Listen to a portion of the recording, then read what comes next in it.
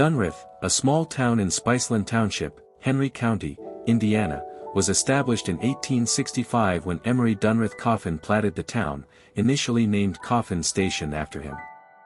The completion of the Indiana Central Railroad, later the Chicago, St. Louis and Pittsburgh, spurred its creation, with Coffin as the pioneer merchant.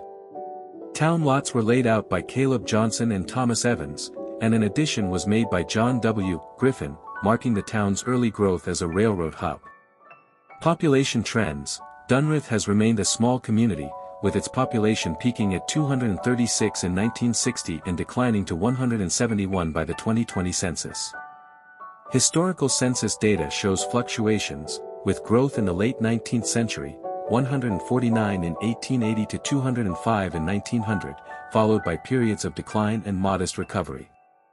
The 2010 census recorded 177 residents, with a diverse demographic including 88.1% white, 4.5% Hispanic, and smaller percentages of other racial groups.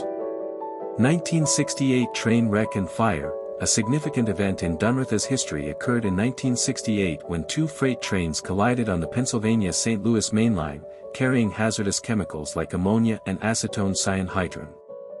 The crash caused a massive fire and explosion, forcing the evacuation of 250 residents for 48 hours. The disaster destroyed a cannery and 7 houses, and cyanide pollution contaminated the town's water supply for months, marking a tragic moment for the community. Education and infrastructure. Dunreith's first school, a frame structure built post-Civil War, served for over 40 years until it was condemned in 1908. The town's small size, covering just 0.12 square miles, and its location along US 40 have shaped its modest infrastructure.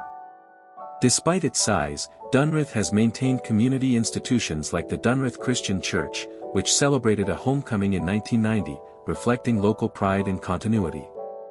Notable residents and cultural impact. Dunreith is the birthplace of Gretchen Cryer, an actress, playwright, and lyricist, whose son, John Cryer, became a famous actor. This connection adds a cultural footnote to the town's history. While Dunreith lacks major landmarks, its historical maps, available from sources like the USGS and Library of Congress, provide insight into its evolution, making it a point of interest for genealogists and local historians.